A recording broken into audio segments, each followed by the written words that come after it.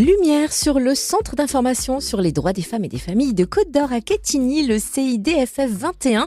Créé en 1997, cette association répond aux préoccupations des femmes et des familles, notamment en matière de droits de la famille, du travail ou encore de droits patrimoniaux. Le CIDFF 21 dispose de 19 lieux de permanence en Côte-d'Or et il va ouvrir un pôle d'accueil des victimes de violences sexuelles et sexistes. On en parle avec sa présidente Jacqueline Bongard. Bonjour. Bonjour. Alors, est-ce que vous pouvez nous présenter le CIDFF 21, le Centre d'information sur les droits des femmes et des familles de Côte-d'Or? Quelles sont ses missions, son objectif et dans quel cas peut-on faire appel à vos services concrètement? Alors, le CIDFF de Côte-d'Or est une association agréée par l'État qui exerce une mission d'intérêt général confiée par celui-ci et dont l'objectif est de favoriser l'autonomie sociale, professionnelle et personnelle des femmes. Le premier service mis en place en 1997, comme vous l'avez dit au moment de l'ouverture du CIDFF, c'est l'accès aux droits confidentiels et gratuits. Alors c'est plus dans 19 lieux de permanence, c'est dans 20 aujourd'hui. On en a ouvert un l'année dernière en plus, et on a également 3 permanences téléphoniques par semaine. Donc les sujets traités sont le droit de la famille, par exemple, est-il possible de rester dans le logement familial pendant la procédure de divorce, puis-je quitter le domicile, etc. Le droit du travail, ça peut être je suis assistante maternelle, mon employeur ne me paye pas, est-ce que je peux refuser de garder les enfants? Les droits patrimoniaux, par exemple, peut-on changer de régime matrimonial? Les différents droits et procédures, comment accéder à la justice, comment bénéficier de l'aide juridictionnelle, etc.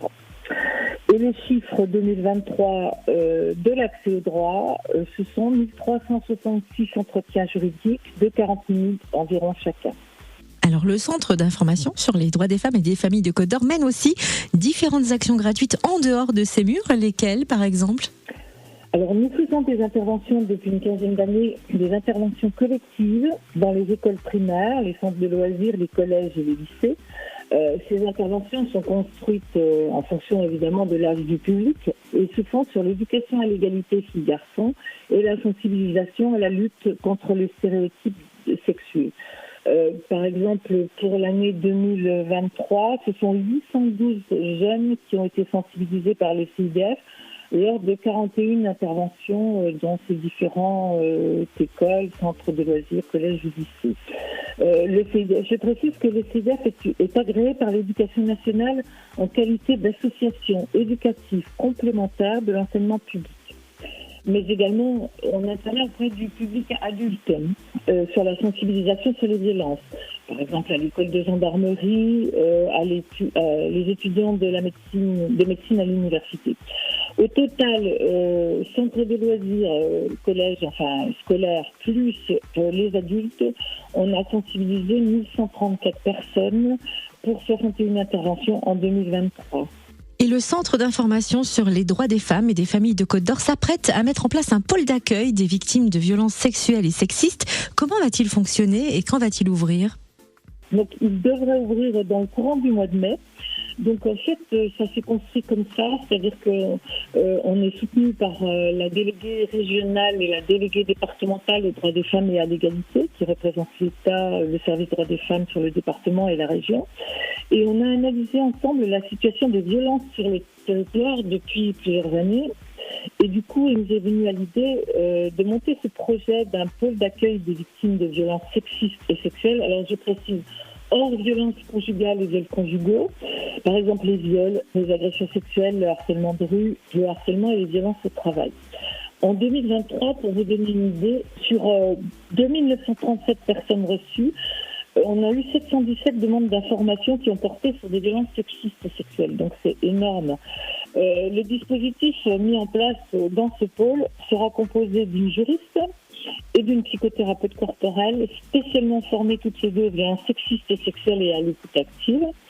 La prise en charge gratuite individualisée sera réalisée dans une approche pluridisciplinaire, c'est-à-dire les deux professionnels ensemble. Les personnes seront aussi accompagnées gratuitement dans leur démarche policière, judiciaire, médicale, sociale, psychosociale et d'insertion professionnelle, ce qu'on ne faisait pas jusque-là. Un suivi psychothérapeutique pourra être offert à court, moyen et plus long terme. Donc, c'est un peu calqué sur ce que fait Solidarité Femmes pour les victimes de violences intrafamiliales.